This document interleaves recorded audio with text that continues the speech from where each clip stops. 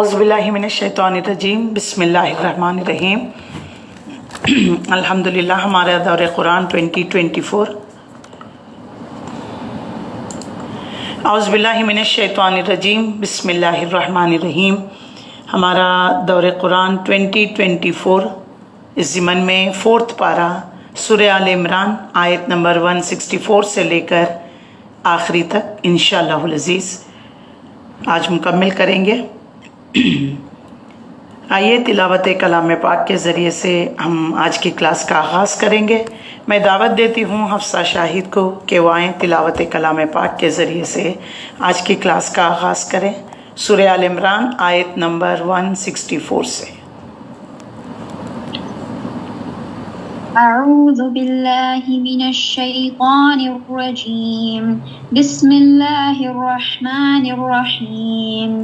لقد من اللہ علی المؤمنین اذ بعث فیہم رسولا من انفسهم يتلو عليهم آياته ويزكيهم ويعلمهم الكتاب والحكمة وإن كانوا من قبل لفي ضلال مبين۔ أولما أصابتكم مصيبة قد أصبتم مثليها قلتم أن هذا، قل هو من عند أنفسكم إن الله على كل شيء قدير۔ وما أصابكم يوم التقى الجمعان فبإذن الله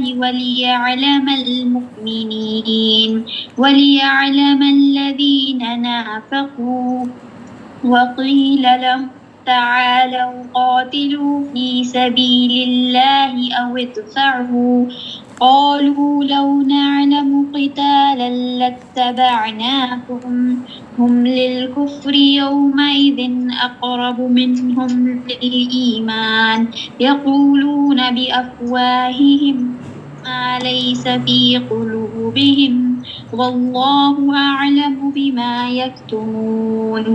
الذين قالوا لإخوانهم وقعدوا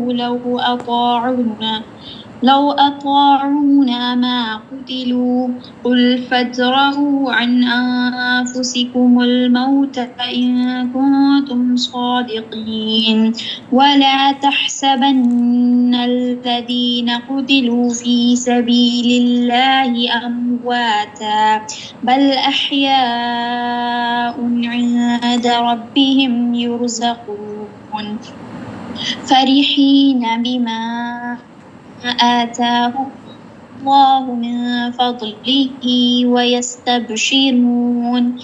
ويستبشرون بالذين لم يلحقوا بهم من خلفهم ألا خوف عليهم ولا هم يحزنون، يستبشرون بنعمة من الله وفضل وأن الله لا يضيع أجر المؤمنين، الذين استجابوا لله والرسول من بعد ما أصابهم القرح، للذين أحسنوا منهم واتقوا أجر عظيم۔ الذين قال لهم الناس إن الناس قد جمعوا لكم فاخشوهم فزادهم إيمانا وقالوا حسبنا الله ونعم الوكيل، فانقلبوا بنعمة من الله وفضل لم يمسسهم سوء واتبعوا رضوان الله والله ذو الفضل عظيم۔ صدق اللہ العظیم۔ صدق اللہ العظیم۔ اعوذ باللہ من الشیطان الرجیم، بسم اللہ الرحمن الرحیم۔ الحمدللہ अल्हम्दुलिल्लाहि रब्बिल आलमीन, अस्सलातु वस्सलामु अला रसूलिहिल करीम व आलिहि व सहाबिहि अजमईन वल आक़िबतु लिल मुत्तक़ीन। अम्मा बाद, मोहतरम ख़वातीन और अज़ीज़ बहनों, अस्सलामु अलैकुम व रहमतुल्लाहि व बरकातुहू। औज़ु बिल्लाहि मिनश शैतानिर रजीम, बिस्मिल्लाहिर रहमानिर रहीम। रब्बि इश्रह ली सदरी व यस्सिर ली अमरी वहलुल उक़दतम मिन लिसानी यफ़क़हू क़ौली। Rabbi ज़िदनी इल्मा, rabbi ज़िदनी इल्मा। अल्लाहुम्मा अन्फ़अना बिमा अल्लमतना व अल्लिमना मा यनफ़अुना व ज़िदना इल्मा। अल्लाहुम्मा इन्नी अस्अलुका इल्मन नाफ़िअन व अमलन मुतक़ब्बलन व रिज़्क़न हलालन तय्यिबा। रब्बि यस्सिर वला तुअस्सिर व तम्मिम बिल खैर। रब्बि यस्सिर वला तुअस्सिर व तम्मिम बिल खैर। अल्लाहुम्मा अरिनल हक़्क़ हक़्क़न वरज़ुक़ना इज्तिनाबा व अरिनल बातिला बातिलन वरज़ुक़ना इज्तिनाबा। आमीन या रब्बुल आलमीन। अल्लाह, इस कुरान को हमारे दिलों की बहार, हमारी आँखों का सुरूर, हमारे दिलों में सुकून और इत्मीनान का ज़रिया, हमारे लिए हिदायत का ज़रिया बना दे।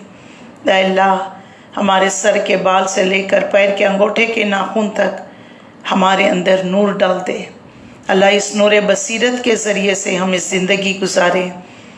अल्लाह, जो गफलत में पड़े हुए लोगों को इस कुरान के ज़रिए बेदार कर दे, चौकन्ना कर दे। कुरान को अपनी महबूब तरीन चीज़ बनाने वाला बना दे, उससे ज़्यादा मोहब्बत करने वाला, उसको जमाने की कोशिश करने वाला बना दे। या अल्लाह, इस कुरान के ज़रिए हम सब की परेशानियाँ, दुख, बीमारियाँ, तकालीफ़ों को दूर फरमा दे। या अल्लाह, जो बीमार हैं उन्हें कुल्ली शिफा अता फरमा। जो बे औलाद हैं उन सबको नेक और सालेह औलाद बना। जो साहबे औलाद हैं उन्हें उनकी आँखों की ठंडक, सदक़े जारिया, क़यामत के दिन बुलंद दर्जात का सबब बना दे। आमीन या रब्बुल आलमीन। अल्हम्दुलिल्लाह, अल्लाह रब्बुल इज़्ज़त का शुक्र एहसान कि उसने हमारी ज़िंदगियों में दोबारा एक और मर्तबा कुरान मजीद को सुनने सुनाने का हमें मौका अता किया है। अल्लाह ताला का हम शुक्र अदा करते हैं। इस कुरान के ज़रिए हम इस कुरान की रोशनी में चलकर हम अपने ज़िंदगी के मसले मसाइल को हल करने वाले, हमारे ज़िंदगी के अंधेरों को दूर करने वाले हमें बना दे। अल्लाह, ये हमारे लिए हिदायत का ज़रिया बना दे। आमीन या रब्बुल आलमीन। अल्हम्दुलिल्लाह, हमारा चौथा पारा और सूरह आले इमरान का आखिरी पार्ट, इससे जो है आज फोर्थ पारा हमारा इख्तिताम होगा इंशाअल्लाहुल अज़ीज़। हमने कल के पारे में, यानी कल जो हमने क्लास ली थी, उसमें देखा जाए कि किस तरीक़े से हमने इस फोर्थ पारे की सूरह आले इमरान की आयतों को हमने देखा है। सूरह फोर्थ पारा में सूरह आले इमरान मुकम्मिल हो रहा है और सूरह निसा शुरू हो रहा है। जैसे कि हम देखे हैं कि 92 आयत में अल्लाह रब्बुल इज़्ज़त ने महबूब तरीन चीज़ अल्लाह की राह में ख़र्च करने का हुक्म दिया। अल्लाह की राह में ख़र्च करते रहना चाहिए, सदक़े को आम करना चाहिए। सदक़ा ये नहीं सिर्फ़ माल और दौलत, किसी की मदद कर देना, रास्ता जिसे नहीं पता उसको रास्ता दिखाना, कि हर एतबार से कोई इल्म अल्लाह ने हमें दे रखा है तो इल्म सिखाना, ये सब सदक़े में आते हैं। जिसको अल्लाह ने माल और दौलत दे रखा वो माल के ज़रिए से सदक़ा कर सकते हैं। सदक़ा का मतलब होता है सच्चे दिल से अल्लाह की राह में ख़र्च करना। अपने और रब के बीच आने वाले हर मनपसंद चीज़ को अल्लाह की राह में, जो हमें मनपसंद चीज़ है उसको अल्लाह की राह में वक़्फ़ कर देना, यही मोहब्बत का सबूत है। अल्लाह ताला ने रसूलुल्लाह सल्लल्लाहु अलैहि वसल्लम के ज़रिए, ऐ नबी आप इस तरह कह दीजिए, कुल इन कुंतुम तुहिब्बूनल्लाह, वाक़ई तुम अल्लाह से मोहब्बत करते हो, दावे तो बहुत करते हो, आई लव अल्लाह, तो क्या आपकी इत्तिबा, रसूलुल्लाह सल्लल्लाहु अलैहि वसल्लम की इत्तिबा और इताअत बहुत ज़रूरी है।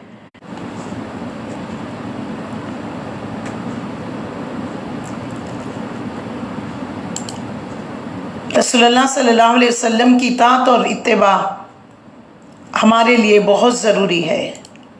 लिहाजा आप सल्लल्लाहु अलैहि वसल्लम के बताए हुए तरीक़े पर चलना कामयाबी है। और दूसरा, रसूलुल्लाह सल्लल्लाहु अलैहि वसल्लम ने किस तरीक़े से ज़िंदगी गुजार कर हमें बता दी है, ہمیں اسی طریقے سے رسول اللہ صلی اللہ علیہ وسلم کے نقش قدم پر ہمیں اپنی زندگی گزارنی ہے۔ قرآن اللہ کا کلام ہے اور سیرت رسول اللہ صلی اللہ علیہ وسلم کی زندگی گزارنے کا طریقہ ہمارے لیے بہت ضروری ہے۔ کامیابی کی شرط بتا دی گئی ہے، اللہ پر ایمان لے کر آنا، اللہ کی اطاعت کرنا، رسول اللہ صلی اللہ علیہ وسلم کی اطاعت۔ تو ہمیں چاہیے قرآن کے ذریعے سے ہمیں اللہ تعالیٰ نے خود رسول اللہ صلی اللہ علیہ وسلم کی سیرت کو قرآن میں رکھ دیا ہے، لہٰذا ہمیں قرآن اور سنت کے ذریعے سے عمل کرنا چاہیے۔ 92 آیت میں ہم دیکھ چکے ہیں، ہر شخص اپنے آپ کو نیک سمجھتا ہے اور چھوٹے موٹے اچھے عمل کر کر مطمئن ہو جاتا ہے، لیکن اللہ تعالیٰ نے حقیقی نیکی اور تقوی اس کے حصے میں آتی ہے جو اپنی محبوب ترین چیز اللہ کے راستے میں خرچ کرتا ہے۔ سورہ بقرہ 177 میں ہم آیت بر پڑھ چکے ہیں۔ بر کا مطلب کیا ہے؟ اس کا معنی جو ہے بہت وسیع میں ہے، خیر کثیر کے معنی میں آتے ہیں، یعنی تم خیر کثیر نہیں پا سکتے جب تک کہ محبوب چیز اللہ کی راہ میں خرچ نہ کرو۔ تم اس وقت تک کامل متقی نہیں بن سکتے جب تک کہ محبوب ترین چیز اللہ کی راہ میں خرچ نہ کرو۔ البر کا مطلب ہوتا ہے جنت ہے، یعنی جنت تک پہنچ نہیں سکتے جب تک کہ محبوب ترین چیز اللہ کی راہ میں خرچ نہ کرو۔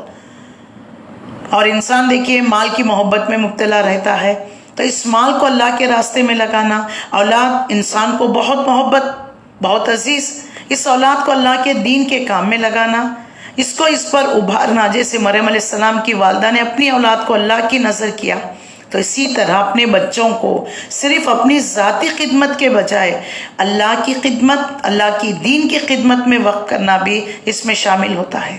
اسی طرح اپنا آرام، اپنی نیند، اپنا سکھ چین، اپنا کیریئر، جو کچھ قربان کر کر اللہ کی خاطر کھڑے ہو کر قیام کرنا ہے۔ اپنے اوقات، اپنا دل پسند مشغولیات، ہمیشہ سوشل میڈیا میں بزی رہنا، ان تمام چیزوں کو ترک کر کر لایعنی باتیں، لایعنی کاموں میں مشغول رہ کر ہم قرآن سے، دین سے دور ہو جاتے ہیں۔ اس طرح باقی تمام چیزیں بھی جو انہیں اپنے لیے پسند ہوتی ہے انہیں دوسروں کے لیے پسند کرنا۔ دیکھیے ہمیں آج قرآن کی کلاسز میں آتے ہیں، قرآن سنتے ہیں، اچھا لگ رہا ہے نا، کچھ مل رہا ہے، ہمیں ہمارے ایمان میں اضافہ ہو رہا ہے۔ اللہ کے رسول صلی اللہ علیہ وسلم نے فرمایا، مومن وہ ہے جو چیز اپنے لیے پسند کرتا ہے وہی چیز اپنے بھائی کے لیے بھی پسند کرے۔ ہم قرآن سن رہے ہیں، قرآن سے ہمیں فائدہ مل رہا ہے، تو کیا ہم نہیں چاہتے کہ ہمارے بھائی بہن وہ بھی قرآن سے جڑ جائے، انہیں بھی قرآن سے جو ہے ہدایت مل جائے، وہ بھی روشنی میں آ جائے؟ کیا ہم نہیں چاہتے؟ اگر چاہتے ہیں، اگر ہمیں ان سے واقعی محبت ہے تو قرآن سے جوڑیے، قرآن کی کلاسز سے انہیں جوڑیے۔ لہٰذا ہمیں جو ہے سب کو قرآن کی طرف لے کر آنا ہے۔ مال اور اولاد، دولت، سب چیز اپنی پسندیدہ چیزوں کو بھی اللہ کے راستے میں خرچ کریں گے، اور اس کو خوب جاننے والا ہے جو جس نیت سے خرچ کرتا ہے۔ اللہ کے رسول صلی اللہ علیہ وسلم نے فرمایا، اس ذات کی قسم جس کے ہاتھ میں میری جان ہے، تم میں سے کوئی بندہ اس وقت تک مومن نہیں ہو سکتا جب تک کہ اپنے بھائی کے لیے خیر میں سے وہی پسند نہ کرے جو اپنے لیے پسند کرتا ہے۔ جیسے لن تنالوا البر یہ آیت نازل ہوئی، حضرت علی رضی اللہ تعالیٰ عنہ اپنے غلام کو 3 درہم دے کر بازار بیچ کر کپڑا منگایا، اور جو کپڑا عمدہ تھا، جو آپ کو پسند تھا، وہ آپ نے اپنے غلام کو دے دیا۔ تو سبحان اللہ، جو 2 چیزوں میں سے اچھی تھی، جس کی چاہت آپ کو تھی، وہ آپ نے اپنے غلام کو دے دیا۔ اسی طرح حضرت ابو طلحہ انصاری رضی اللہ تعالیٰ عنہ 600 درخت کا، کھجور کے درختوں کا باغ جس میں نہر چشمہ بہ رہا تھا، وہ اللہ کی راہ میں انہوں نے وقف کر دیا۔ تو صحابہ اکرام کی زندگی دیکھ لیجئے، عمل سے بھری پڑی ہوئی ہے۔ جیسے صحابہ اکرام اس آیت کو سننا تو انہوں نے عمل کیا۔ یہ اللہ کی بندوں پر رحمت ہے، یہ نہیں کہا کہ جو تمہیں پسند ہے سارا دے دے، بلکہ اللہ نے فرمایا جو تمہیں پسند ہے اس میں سے اللہ کی راہ میں کچھ خرچ کر دو، اس کا بدلہ تم جنت پاؤ گے۔ اس کے بعد یہودیوں کے اعتراضات کا جواب دیا گیا کہ کہنا تھا کہ محمد صلی اللہ علیہ وسلم نے بہت سی ایسی چیزوں کو حلال کر دیا جو دین ابراہیم میں حرام تھی، تو فرمایا گیا رسول اللہ صلی اللہ علیہ وسلم نے کسی ایسی چیز کو حلال نہیں کیا جو دین ابراہیم میں حرام تھی۔ یہ چیزیں تو یعقوب علیہ السلام نے اپنی پسند اور بیماری کی وجہ سے خود حرام کر دیا تھا۔ ان کے دو اعتراضات کا جواب تھا، جو یعقوب علیہ السلام نے اپنے لیے جو ہے انہوں نے اونٹ کا جو ہے دودھ اور کچھ چیزیں خرگوش کا گوشت جو ہے انہوں نے اپنے لیے میڈیکل پوائنٹ آف ویو سے ترک کر دیا تھا، تو انہوں نے اس کو حرام قرار دے دیا تھا۔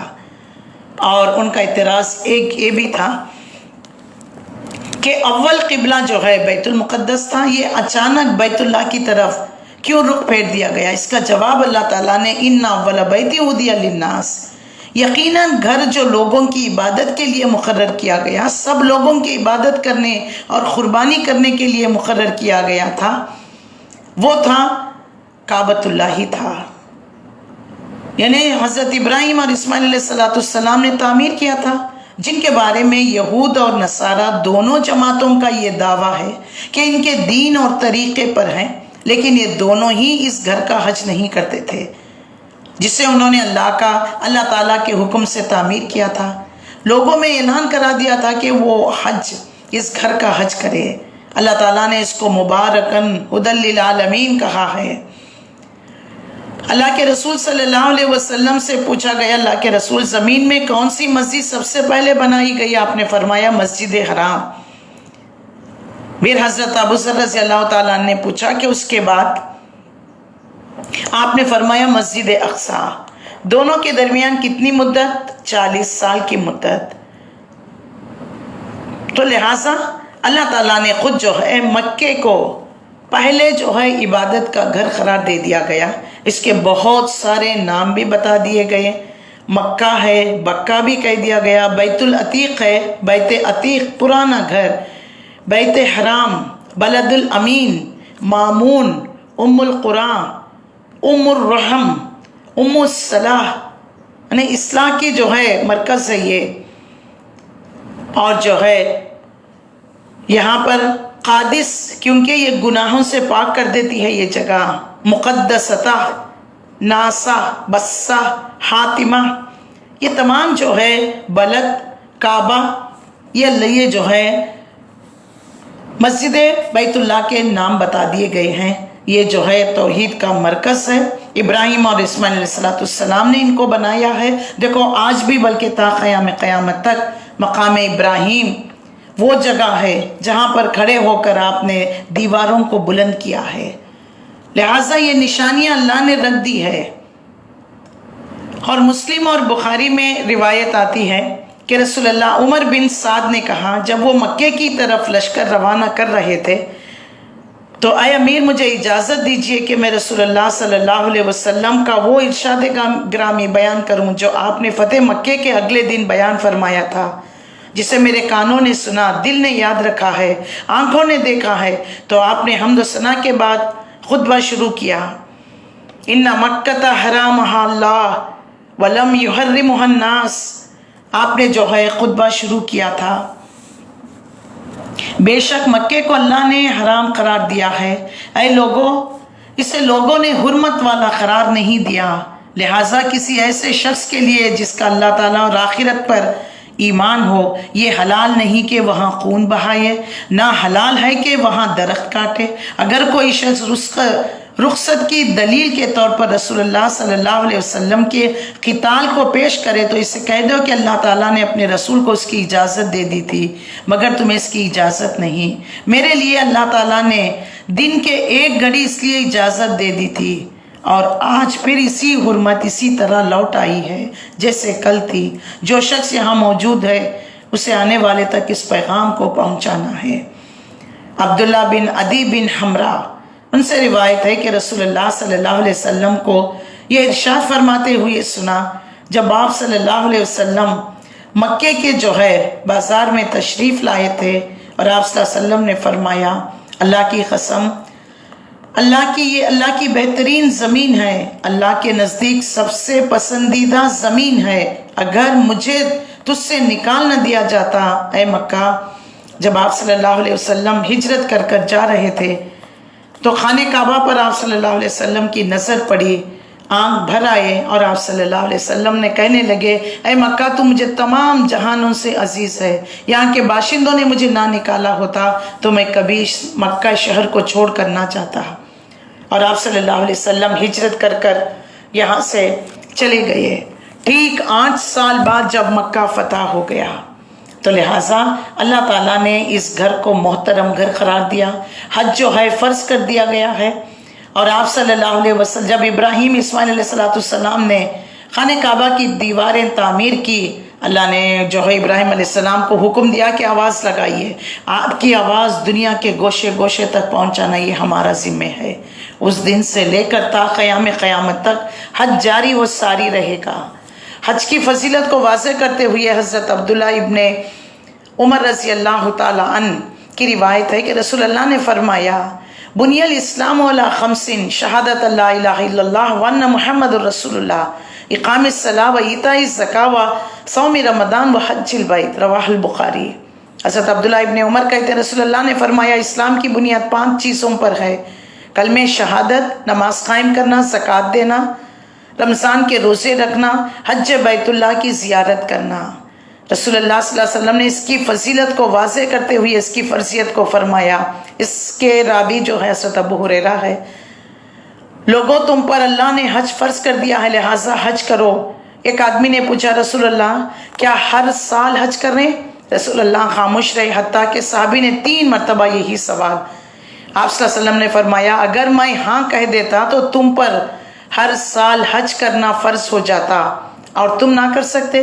پھر فرمایا جو چیز میں تمہیں بتاؤں اس کو لے لیا کرو، جس میں خاموشی اختیار کر لیا کروں تو اسے چھوڑ دیا کرو۔ تو لہٰذا زندگی میں 1 مرتبہ حج فرض کر دیا گیا ہے، اور اس کی فضیلت چاہے حج ہو یا عمرہ ہو۔ آپ صلی اللہ علیہ وسلم نے فرمایا، حضرت ابو ہریرہ اس کے راوی ہیں، رسول اللہ صلی اللہ علیہ وسلم نے فرمایا عمرہ ان تمام گناہوں کا کفارہ ہے جو موجودہ اور گزشتہ عمرے کے درمیان سردرد ہو جاتے ہیں۔ حج مبرور کا بدلہ تو جنت ہے، بخاری نے اس کو روایت کیا ہے۔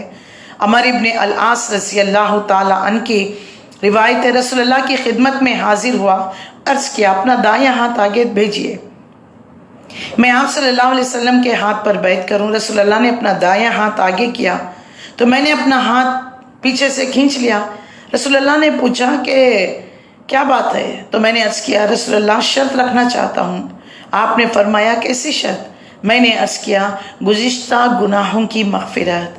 تو آپ صلی اللہ علیہ وسلم نے فرمایا کیا تمہیں معلوم نہیں کہ اسلام میں داخل ہونا تمام گناہوں کی بخشش یعنی تمام گناہوں کو مٹا دیتا ہے، ہجرت تمام گناہوں کو مٹا دیتی ہے اور حج تمام گناہوں کو مٹا دیتا ہے۔ سبحان اللہ۔ تو حج کرنا تمام گناہوں کی بخشش ہے۔ سنت کے مطابق حج ادا کرنے سے تمام گناہ معاف کر دیے جاتے ہیں۔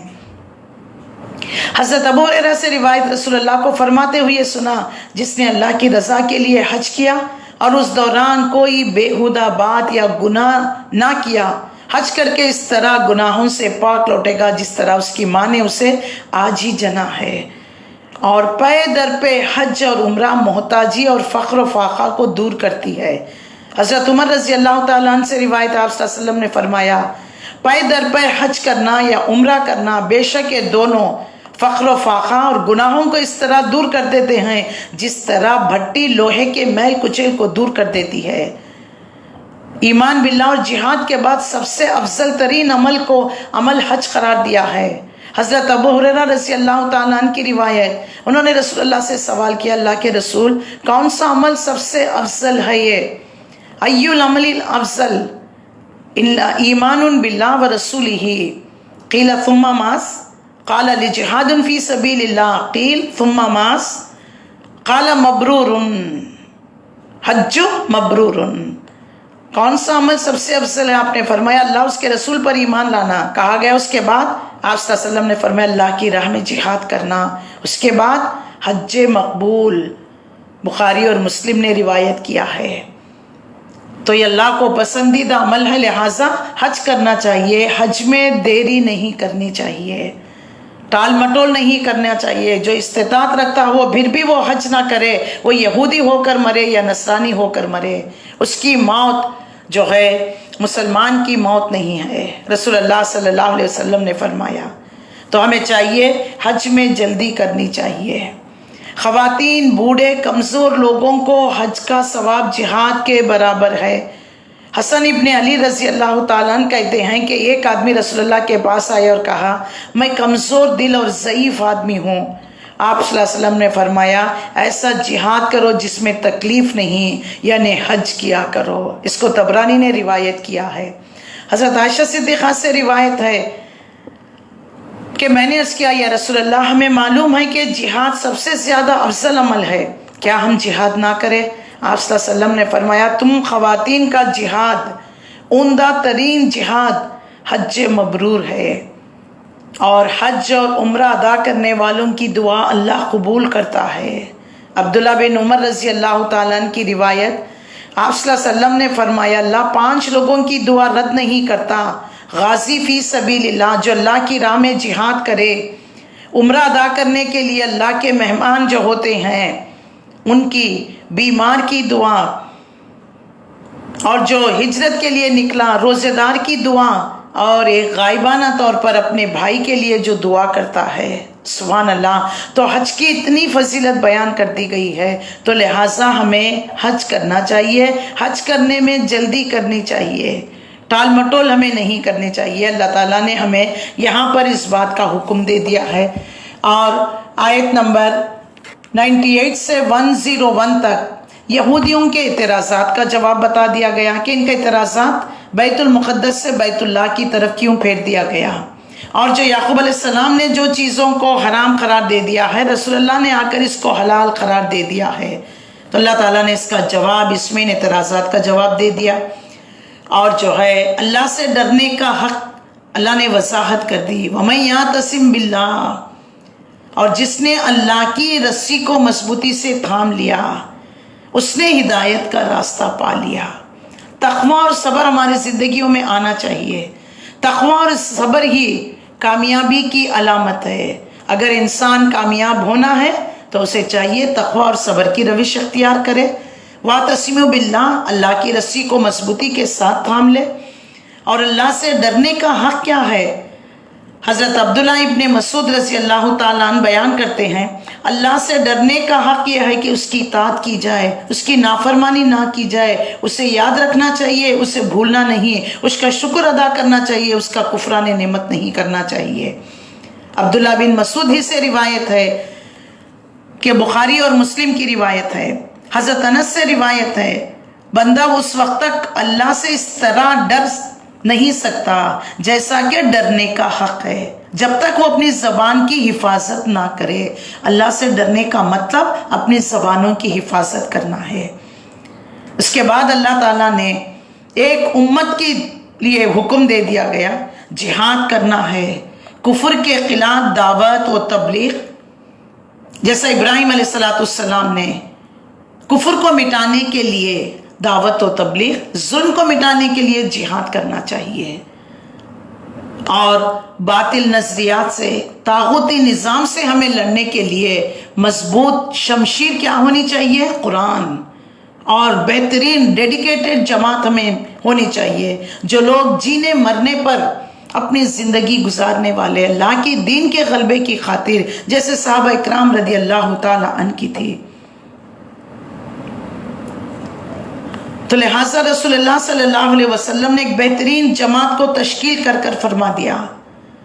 حضرت جابر رضی اللہ تعالیٰ عنہ کی روایت ہے، رسول اللہ نے فرمایا، رسول اللہ صلی اللہ علیہ وسلم کو اپنی وفات سے 3 دن پہلے یہ ارشاد فرماتے ہوئے سنا، تم میں سے کوئی شخص فوت نہ ہو مگر اللہ عز و جل کے ساتھ حسن ظن رکھتے ہوئے صحیح بخاری نے روایت کیا ہے، حضرت ابو ہریرہ سے روایت ہے کہ رسول اللہ صلی اللہ علیہ وسلم نے فرمایا، اللہ تعالیٰ ارشاد فرماتا ہے، میرے بندے میرے بارے میں جیسے گمان رکھتا ہے میں اس کے ساتھ ویسا ہی سلوک کرتا ہوں۔ تو اللہ کے ساتھ ہمیشہ اچھا گمان رکھنا چاہیے، اللہ کی رسی کو مضبوطی کے ساتھ تھامنا اور جماعت کے ساتھ مل کر رہنا ہے۔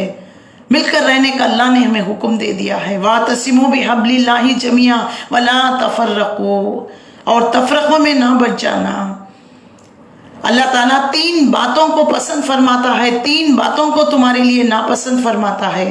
تمہارے لیے پسند یہ فرماتا ہے کہ تم صرف اور صرف اللہ کی عبادت کرو، اس کے ساتھ کسی کو شریک نہ ٹھہراؤ، تم سب مل کر اللہ کی رسی کو مضبوطی کے ساتھ تھام لو، تفرقہ بازی اختیار نہ کرو۔ جن کو اللہ تعالیٰ تمہارے حکمران بنا دے ان کی خیر خواہی کرو۔ جن باتوں کو اللہ تعالیٰ تمہارے لیے پسند فرماتا ہے وہ بے مقصد ادھر ادھر کی باتیں ہیں، یعنی جو چیزیں ناپسند ہیں وہ ہے بیکار لغو قسم کی باتیں، کثرت سوال، مال کا ضیاع، یعنی اسراف میں مال کو خرچ کرنا۔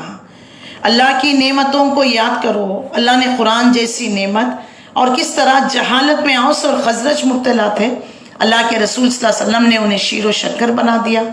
اسلام نے آ کر، ایمان نے آ کر، قرآن نے آ کر ان کو بھائی بھائی بنا دیا۔ انصار اور مہاجر کو آپ صلی اللہ علیہ وسلم نے بھائی بھائی بنا دیا۔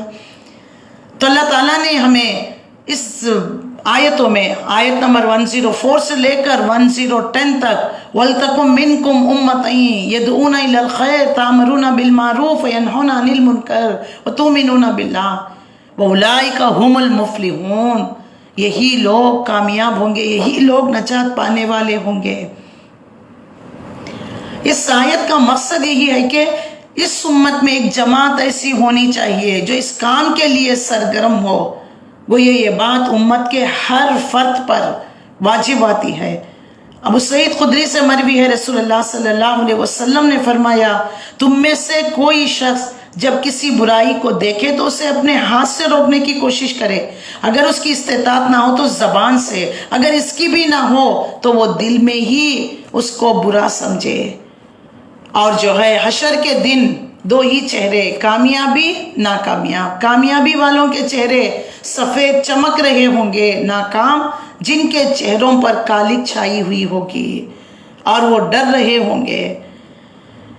لہٰذا ایک امت کی تشکیل جو کی گئی ہے، میری اور آپ کی ذمہ داری اس قرآن کو لوگوں تک پہنچانا، سسکتے ہوئے لوگوں کو، تڑپتی ہوئی روحوں کو اندھیروں سے نکال کر قرآن کی روشنی میں لے کر آنا ہے۔ اس کے لیے ایک جماعت کا ہونا بہت ضروری ہے۔ جماعت پر اللہ کا ہاتھ ہوتا ہے، کوئی بھی کام انفرادی طور پر انسان نہیں کر سکتا، اور لہٰذا اللہ تعالیٰ نے جماعت میں جڑے رہنے کا ہمیں حکم دے دیا گیا ہے۔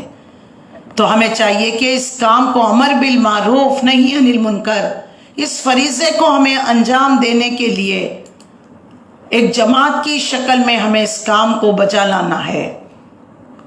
لہٰذا اللہ کے رسول صلی اللہ علیہ وسلم نے ایک امت کی، ایک بہترین امت کی تشکیل کی، آپ صلی اللہ علیہ وسلم نے۔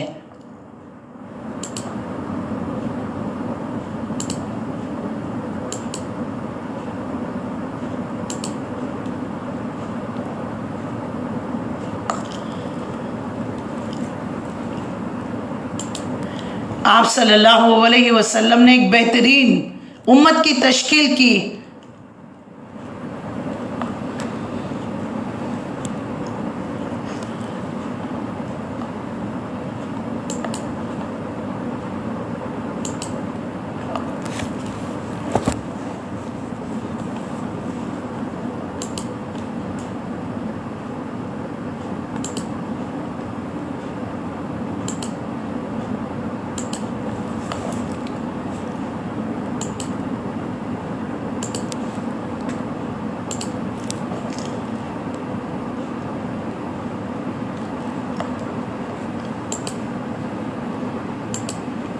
اعوذ باللہ من الشیطان الرجیم، بسم اللہ الرحمن الرحیم۔ آواز آ رہی ہے؟ تو اس میں اللہ رب العزت نے جماعت اس کی جو ہے کرنے کے کام وضاحت کر دی، اور رسول اللہ صلی اللہ علیہ وسلم کو آخری نبی بنا کر اللہ تعالیٰ نے مبعوث فرمایا۔ پچھلی امتوں کو جو ہے ڈسکارڈ کرنے کا مقصد، اس امت کو ہٹانے کا مقصد یہی رہا کہ انہوں نے اللہ کی دی ہوئی ذمہ داری کو پورا نہیں کیا، انہوں نے تورات کو نافذ نہیں کیا، اللہ کی آیتوں کے ساتھ کھلواڑ کرتے رہے، نبیوں کو انہوں نے قتل کر دیا، حد سے گزر گئے، حد سے تجاوز کرنے لگے۔ اس لیے اللہ تعالیٰ نے انہیں ہٹا کر امت مسلمہ کو یہ ذمہ داری دے دی گئی۔ اللہ تعالیٰ ہمیں بھی اس بات کا وارن کر رہا ہے، آیت نمبر 152 سے لے کر 180 تک، یا ایھا الذین آمنوا لا تکونوا کالذین کفروا، اے لوگوں جو ایمان لائے ہو تم ان لوگوں کی مانند نہ ہو جاؤ جنہوں نے کفر کیا۔ کن نے کفر کیا؟ پچھلی امتوں نے۔ اور جو ہے جہاد سے جس طریقے سے جب سمیل نمی کے زمانے میں انہوں نے آ کر کہا کہ ہمیں ایک بادشاہ مقرر کریے، اس کی زیر نگرانی ہم اپنا فلسطین واپس لیں گے، جہاد کریں گے، تو نبی نے کہا کہ دیکھو پچھلے تمہارے باپ دادا نے بھی یہی بات کہی تھی، لیکن جہاد سے منہ موڑ گئے موسیٰ نبی کے زمانے میں، کہیں تم بھی منہ نہ پھیر لو۔ تو انہوں نے کہا کہ نہیں، ہم جہاد کریں گے۔ جب طالوت کو اللہ تعالیٰ نے ان کا بادشاہ مقرر کر دیا، لے کر لشکر کو نکلے اور کہا کہ دیکھو سامنے نہر آ رہی ہے، وہاں کا پانی نہیں پینا۔ انہوں نے سیر ہو کر پانی پی لیا، نتیجہ ان پر بزدلی طاری ہو گئی۔ 313 جالوت کے مقابلے میں نکلے۔ اللہ تعالیٰ یہ بتانا چاہتا ہے جس میں ایمان کی رمق ہوگی، مین پاور نہیں ہے، نہ اسلحہ کی ضرورت ہے، جہاں ایمان کا پاور ہوتا ہے وہاں تھوڑے سے لوگ بڑی بڑی جمعیت کو انہوں نے شکست دے دی۔ یہی سنت رہی ہے اللہ تعالیٰ کی، جو کوئی ایمان لے کر آتے ہیں وہ بڑے بڑے جو ہے جماعتوں پر غالب آ گئے۔ اللہ رب العزت نے اس کے ذریعے سے اس بات کو وضاحت کر دی، اور ہمیں یہ ذمہ داری عائد کر دی گئی کہ ہر حال جہاد کرتے رہنا چاہیے۔ اور اللہ تعالیٰ نے مشکلات میں صبر کرنے کا ہمیں حکم دے دیا، یا ایھا الذین آمنوا استعینوا بالصبر والصلاۃ ان اللہ مع الصابرین، بے شک اللہ صبر کرنے والوں کے ساتھ ہے۔ اور یہاں پر منافقین کا روش، ان کا جو ہے رویہ اللہ تعالیٰ نے وضاحت کر دی۔ جنگ احد جس میں جو ہے منافقین عبداللہ بن ابی اس کے 300 ساتھی شرکت کیے، لیکن تھوڑی دور جانے کے بعد کہنے لگے ہماری بات نہیں مانی گئی، لہٰذا آج جنگ نہیں ہوگی۔ یہ کہہ کر عبداللہ بن ابی نے 300 ساتھیوں کو لے کر واپس نکل گیا۔ 2 گروپ سے، اس میں سے 2 قبیلے تھے، بنو سلمہ اور بنو حارث۔ ان دونوں نے بھی جو ہے بزدلی دکھائی، لیکن پھر صحابہ اکرام نے ان کو نصیحت کرنے کی وجہ سے وہ رک گئے۔ 700 کا مقابلہ 3000 کے لشکر کے ساتھ۔ پہلے جب تک یہ ایمان پر جمے رہے اور جو ہے مسلمانوں کو فتح نصرت مل گئی، لیکن تھوڑی سی کوتاہی کی وجہ سے جیتی ہوئی بازی مسلمان ہار گئے۔ مسلمانوں کے اندر جیسے کمی پائی گئی، جیتی ہوئی بازی وہ ہار گئے۔ 70 بڑے بڑے جید القدر صحابہ اکرام شہید ہو گئے۔ رسول اللہ صلی اللہ علیہ وسلم شہید، یعنی رسول اللہ صلی اللہ علیہ وسلم شہید ہو گئے۔ مصعب بن عمیر رضی اللہ تعالیٰ عنہ شہید ہو گئے، جو رسول اللہ سے مشابہ تھے، تو لوگوں نے یہ افواہ اڑا دی کہ رسول اللہ صلی اللہ علیہ وسلم شہید ہو گئے۔ جلیل القدر صحابہ اکرام نے تلواریں پھینک دی، حضرت عمر نے، اب لڑ کر جنگ کیا کریں گے جبکہ رسول اللہ ہی ہمارے درمیان موجود نہیں رہے۔ اللہ تعالیٰ نے 7 سال پہلے ہی مینٹلی اس بات کے لیے تیار کرا رہا ہے کہ دیکھو اب تمہارے درمیان نبی موجود ہے، تم جہاد کر رہے ہو، قتال کر رہے ہو، فی سبیل اللہ میں لڑ رہے ہو، کہیں ایسا نہ ہو، دیکھو نبی کو بھی موت آنی ہے۔ رسول اللہ سے پہلے جتنے بھی انبیاء گزر گئے ہیں، جتنے بھی نبی آئے سب گزر گئے، موت آنی ہے، موت تو برحق ہے۔ تو کیا اگر رسول اللہ صلی اللہ علیہ وسلم تمہارے درمیان موجود نہ رہے، اگر آپ کو موت آ جائے یا قتل کر دیے جائے، کیا تم اپنے ایڑیوں کے بل پھر جاؤ گے؟ اللہ تعالیٰ دیکھیے موٹیویٹ کر رہا ہے، مینٹلی پریپیئر کر رہا ہے صحابہ اکرام رضی اللہ تعالیٰ عنہ کو۔ اور یہی آیتیں جب رسول اللہ صلی اللہ علیہ وسلم کی وفات ہو گئی تو حضرت ابوبکر صدیق رضی اللہ تعالیٰ عنہ نے وہی آیتوں کو پڑھ کر سنائے۔ کیا محمد رسول اللہ صلی اللہ علیہ وسلم رسول ہیں؟ جیسے پہلے رسول تھے ایسے ہی رسول، جیسے اللہ تعالیٰ نے پچھلے انبیاء کو موت دی، اسی طرح رسول اللہ صلی اللہ علیہ وسلم کو بھی موت آئے گی، تو کیا تم اپنے ایڑیوں کے بل پلٹ جاؤ گے؟ یاد رکھو، جو کوئی اپنے ایڑیوں کے بل پلٹ جائے گا اللہ کا کچھ نہیں بگاڑے گا۔ اللہ تعالیٰ نے اس بات کو وضاحت کر دی۔ تو جیسے حضرت ابوبکر صدیق رضی اللہ تعالیٰ نے رسول اللہ کی وفات کی خبر کا اعلان کرتے ہوئے ساتھ ہی ساتھ ان آیتوں کو پڑھ کر سنایا، صحابہ اکرام کہتے ہیں ایسے لگ رہا تھا جیسے کہ آج ہی یہ آیا۔ کچھ قبائل مرتد ہو گئے، کچھ قبائل نے دین کو چھوڑ دیا، کچھ نے تو جو ہے زکوٰۃ دینے سے انکار کر دیا تھا، تو لہٰذا حضرت ابوبکر رضی اللہ تعالیٰ نے ان کے خلاف جنگ لڑی تھی۔ تو یہاں پر اس بات کی وضاحت کر دی گئی کہ موت ہر ایک کو آنی ہی ہے۔ رسول اللہ صلی اللہ علیہ وسلم اب دنیا میں ہمیشہ نہیں رہنے والے ہیں، آپ کو ٹرین کر رہے ہیں، آپ صلی اللہ علیہ وسلم کے ساتھ رہ کر تم جنگ لڑ رہے ہو۔ کیا رسول اللہ صلی اللہ علیہ وسلم اگر دنیا میں نہ رہیں تو کیا تم دین کا کام نہیں کرو گے؟ اللہ تعالیٰ یہاں پر ہم سب کے لیے وضاحت کر رہا ہے، وَمَا مُحَمَّدٌ إِلَّا رَسُولٌ قَدْ خَلَتْ مِن قَبْلِهِ الرُّسُلُ أَفَإِن مَاتَ أَوْ قُتِلَ انقلبتم عَلَىٰ أَعْقَابِكُمْ۔ جو کوئی پھر جائے گا وہ اللہ کا کچھ نہیں بگاڑے گا۔ اب اس کے بعد دیکھ لیجئے، جو مسلمانوں میں کوتاہی، کمی جو تھی، کمزوریاں تھی، اللہ تعالیٰ اس کی بدولت جیتی ہوئی بازی ہار گئے مسلمان، جیتی ہوئی بازی ہار گئے مسلمانوں کو نقصان، 70 بڑے بڑے صحابہ اکرام شہید ہو گئے، رسول اللہ زخموں سے چور ہو گئے۔ اور جو ہے یہ بہت اس کے ڈیٹیلز ہمیں سیرت کے واقعات میں ملتے ہیں، آپ چاہے تو وہاں پڑھ سکتے ہیں، یا نہیں ہمارے ویب سائٹ پر بھی، یعنی ہمارے یوٹیوب چینل پر بھی آپ سن سکتے ہیں ان ڈیٹیل۔ تو جیسے رسول اللہ صلی اللہ علیہ وسلم جب مدینہ منورہ تشریف لے کر آئے، واپس آئے آپ صلی اللہ علیہ وسلم، مسجد نبوی میں بیٹھے رہے، سب سے جو ہے پرسان حال کر رہے تھے۔ اللہ تعالیٰ نے آپ صلی اللہ علیہ وسلم کے اندر جو لیڈرشپ کے کوالٹیز ہونی چاہیے اس کے بارے میں وضاحت کر دیا کہ نبی آپ جو ہے نرم دل ہونے کی وجہ سے لوگ آپ کے ارد گرد ہمیشہ رہتے ہیں، اگر سخت دل ہوتے، سنگ دل ہوتے تو کوئی آپ کے ساتھ نہ رہتے۔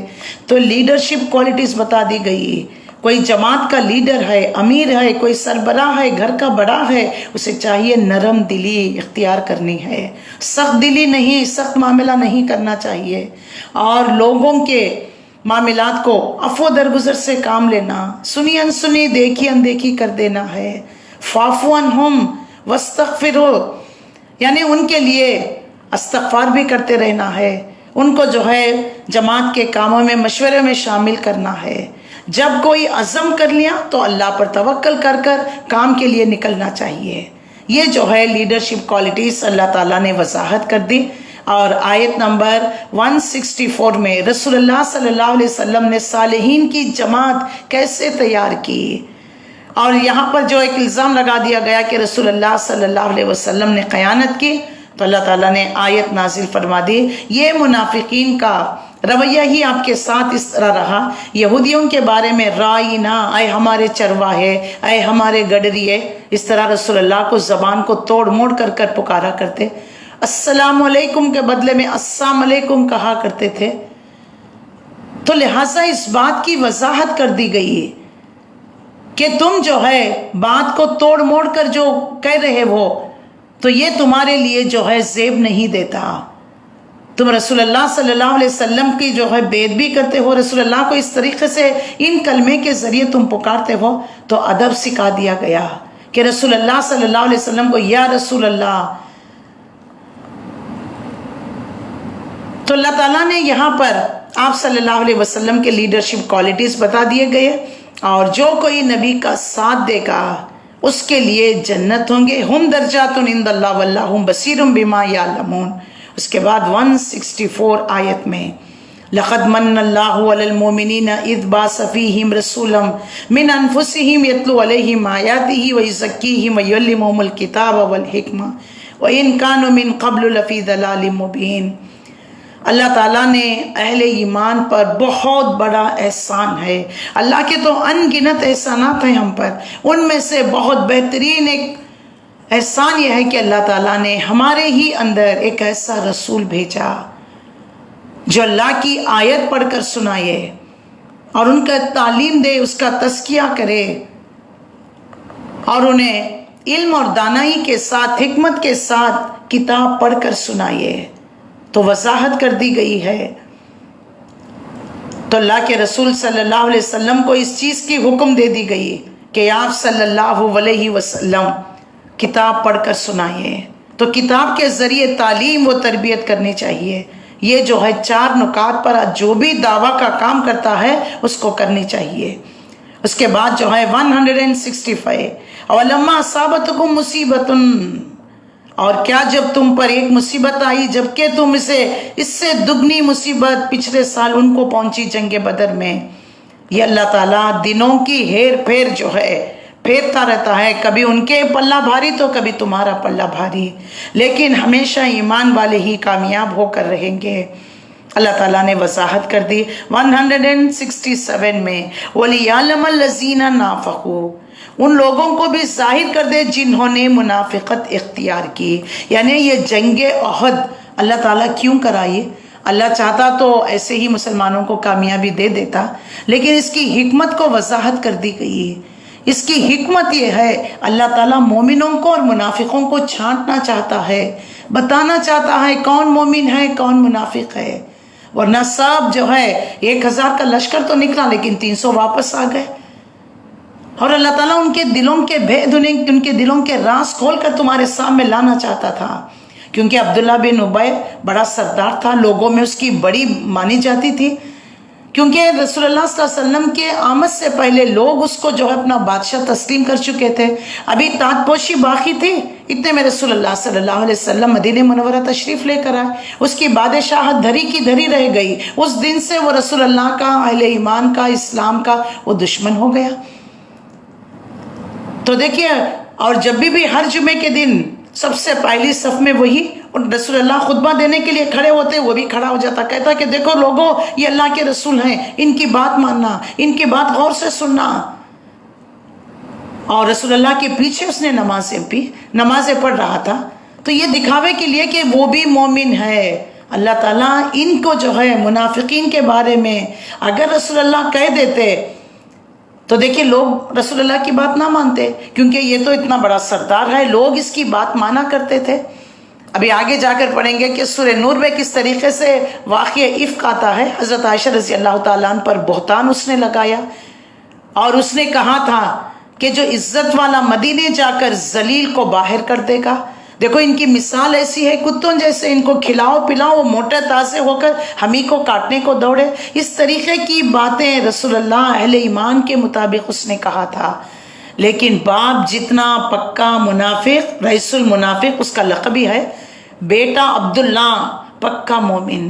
جیسے وہ مدینہ منورہ پہنچے تلوار لے کر کھڑے ہو گئے، جب تک رسول اللہ اجازت نہیں دیں گے آپ مدینے میں داخل نہیں ہو سکتے۔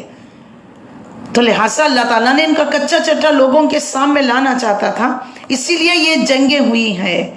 اور ان منافقوں سے کہا گیا کہ آؤ اللہ کی راہ میں جنگ کریں، یا کم سے کم اپنے شہر کا دفاع کریں۔ یہ ان کی طرف اشارہ عبداللہ بن ابی جو 300 ساتھیوں کو لے کر واپس جا رہا تھا، اس وقت ان سے کچھ لوگوں نے کہا کہ کس طرح کا معاملہ کر رہے ہو، اس وقت تو لشکر سامنے ہے، یہ 1000 نکلے ہوئے ہیں، 3000 کا مقابلہ ہے، ایسے وقت میں تم اپنے ساتھی 300 کو لے کر نکل جاؤ گے؟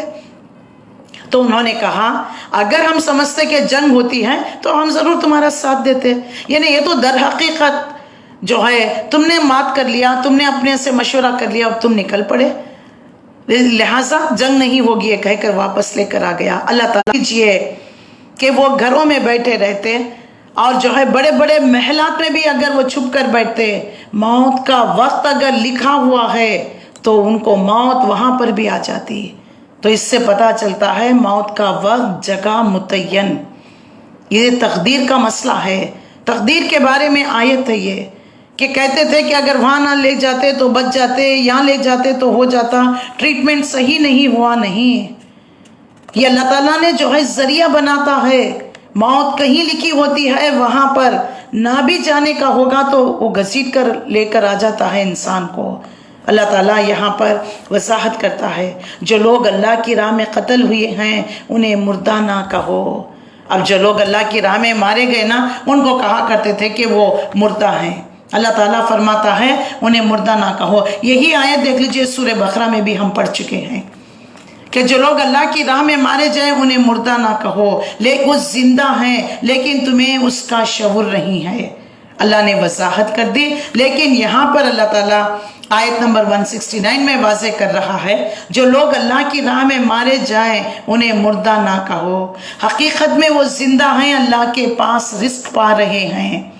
اس کے بارے میں ہمیں بہت ساری حدیثیں جو ہے ملتی ہے کہ اللہ کس طریقے سے ان روحوں کو اللہ تعالیٰ جو ہے جنت کے پرندوں کے سبز پرندے ہوتے ہیں، ان کے جو ہے روحوں میں ان شہداء کی روحوں کو اللہ رکھا ہوا ہوتا ہے۔ اس کے بارے میں ہمیں حدیثیں ملتی ہیں۔ تو لہٰذا رسول اللہ صلی اللہ علیہ وسلم نے فرمایا، اب یہ جو لوگ جو ہے افسوس ظاہر کر رہے ہیں کہ کاش نہ جاتے، تو اللہ تعالیٰ نے آیت نازل فرمائی، تم کیوں ان کے بارے میں اتنا افسوس کر رہے ہو؟ جو لوگ اللہ کی راہ میں مارے گئے ہیں ان میں مردہ نہ کہو، وہ تو زندہ ہیں، اللہ کے پاس ان کا اعزاز، اکرام، آنر اور انہیں بہترین رزق دیا جا رہا ہے، اور اللہ تعالیٰ نے ان کو جو انعامات دے رکھا ہے اس کے بارے میں اللہ تعالیٰ فرماتا ہے کہ شہید فی سبیل اللہ دنیا میں مارے جانے کی بدولت، دنیا میں تو بظاہر مر گیا ہے نظر آتا ہے، لیکن آخرت میں ان کی روحیں زندہ رہتی ہیں اور رزق پاتی ہیں۔ اس آیت کا شان نزول یہ ہے کہ رسول اللہ نے 40 یا 70 صحابہ کو بیر معون کی طرف بھیجا تھا۔ یہ جنگ احد کے بعد کا ہی واقعہ ہوا تھا۔ یہ جماعت جو ہے جب اس غار تک پہنچ گئی تو اس کنویں کے اوپر تھے، تو انہوں نے وہاں پڑاؤ کیا اور آپس میں کہنے لگے ہے کون ہے؟ جب 70 لوگوں کو جو ہے دھوکے سے شہید کر دیا گیا تھا، تو انہوں نے جو ہے اپنے آپ سے کہنے لگے کہ کون ہے جو ہمارے بارے میں، جو لوگ مدینے میں وہاں پر ہے مقیم ہے، ان تک ہمارے اس پیغام کو پہنچائے۔ اور جو بیر معون کا واقعہ میں آتا ہے کہ کون ہے جو ہماری جان خطرے میں ڈال کر اللہ اور اس کے رسول کے کلمے ان تک پہنچا دے، ایک صحابی اس کے لیے تیار ہو گئے اور انہوں نے بآواز بلند فرمایا، بیر معون والو سنو، میں اللہ کے رسول کا قاصد ہوں، میری گواہی ہے کہ معبود صرف اللہ ہے اور محمد رسول اللہ اس کے بندے اور رسول ہیں۔ یہ سنتے ہی ایک کافر اپنا تیر سنبھالے ہوئے اپنے گھر سے نکلا اور اس طرح تاک کر لگایا اور ادھر کی پسلی ان کی ادھر ہو گئی، آر پار ہو گئی۔ اسی صحابی کے زبان سے بے ساختہ کلمہ نکل گیا، رب کعبہ کی قسم میں اپنی مراد کو پہنچ گیا۔ تو اس طریقے سے ان شہداء کے بارے میں بھی اور جو ہے جنگ احد کے شہداء کے بارے میں بھی، جو لوگ اللہ کی راہ میں مارے جائیں انہیں مردہ نہ کہا کرو، وہ اللہ کے پاس ہیں، وہ جو ہے اپنا رزق پا رہے ہیں۔ اور اللہ تعالیٰ نے بھی دیکھیے مسلمانوں پر کیا احسان کیا۔ اب یہ جو کافروں کو بھگایا گیا تھا وہ ایک جو ہے جگہ جا کر رک گئے، پھر دوبارہ مسلمانوں پر حملہ کرنے کا ارادہ کر رہے تھے، تو اللہ تعالیٰ نے ان کے دلوں میں رعب ڈال دیا۔ دیکھو یہ کیسا اللہ کا احسان ہے۔ جب مشرکین نے احد میں مسلمانوں پر سخت حملہ کر دیا، وہ بھاگ گئے، حتیٰ کہ مدینے میں داخل ہو گئے، اور کچھ لوگ بھاگ کر پہاڑ کی چوٹیوں پر چڑھ گئے۔ رسول اللہ لوگوں کو بلا رہے تھے، فرما رہے تھے الیہ عباد اللہ، الیہ عباد اللہ، اللہ کے بندوں میری طرف آؤ، اللہ کے بندوں میری طرف آؤ۔ لیکن جب تم بھاگے جا ساری شہید ہو گئے رسول اللہ صلی اللہ علیہ وسلم کا دفاع کرتے ہوئے، تو اللہ تعالیٰ نے اس میں تمام تبصرے کو وضاحت کرتے ہوئے تم اپنی زبانوں سے ایسی باتیں نہ نکالو۔ اللہ کے احسانات اور کیا تھے؟ اللہ تعالیٰ نے جنگ میں مومنوں پر اونگ طاری کر دی۔ یہ اللہ کا اپنے بندوں پر احسان ہے جب اس نے ان پر سکینت اور آنکھ کو نازل کر دی، اونگ نازل کر دی، اور تلواریں ان کے ہاتھوں سے رہنا ہے ٹل یو سکسیس، جب تک کہ کامیابی نہ مل جائے۔ تو اللہ کے رسول صلی اللہ علیہ وسلم کو یہاں پر وضاحت کر دی گئی، وہ جمعیت کو لے کر نکلے، ان کے اندر ابھی اور تھوڑی کمزوری تھی، اسی لیے جیتی ہوئی بازی ہار گئے۔ تو لہٰذا جماعت میں جب ہوتے ہیں ایک دوسرے کے ساتھ جو ہے انٹریکٹ ہو کر رہنا ہے، کنیکٹڈ رہنا ہے، ایک دوسرے کے ساتھ محبت، ایک دوسرے کے ساتھ خیر خواہی۔ جب تک اگر یہ کوالٹیز نہ رہیں اللہ پر توکل، اور مومنوں کو تو اللہ پر ہی توکل کرنا چاہیے۔ اور جس طریقے سے جو ہے اس میں جو ٹریننگ دے دی گئی ہے صحابہ اکرام رضی اللہ تعالیٰ عنہ کو، یہ ہمارے حاصل نہیں کر رہے ہیں، ایڑی چوٹی کا زور لگا کر اس کو ختم کرنے کی کوشش کر رہے ہیں۔ اور جو ہے 169 سے لے کر 175 تک شہداؤں کی فضیلت کے بارے میں وضاحت کر دی گئی ہے۔ آیت نمبر 179 سے لے کر 79 تک، الذین قال لهم الناس ان الناس قد جمعوا لكم فاخشوهم فزادهم ایمانا وقالوا حسبنا اللہ ونعم الوکیل۔ دیکھیے، جب جو لوگ اللہ کی راہ میں قتل ہو جائیں انہیں مردہ نہ کہو، در حقیقت میں وہ زندہ ہے، اپنے رب کے پاس رزق پا رہے ہیں، جو کچھ اللہ نے اپنے فضل سے انہیں دیا ہے اس پر خوش و خرم ہے، مطمئن ہیں۔ جو اہل ایمان ان کے پیچھے دنیا میں رہ گئے ہیں اور بھی لوگوں کی نظروں میں ہمیں وفات ہو گئی ہے، لیکن اللہ نے ہمیں جن انعامات سے جو ہے نوازا ہے، یہ خبر کون پہنچائے گا؟ تو اللہ رب العزت نے فرمایا، میں تمہارے پیچھے جو بھائی بند رہ گئے ہیں ان تک اس پیغام کو میں پہنچاتا ہوں۔ وہ چاہتے تھے کہ کاش انہیں بھی یہ موقع مل جائے، کاش وہ بھی شہید ہو جائیں،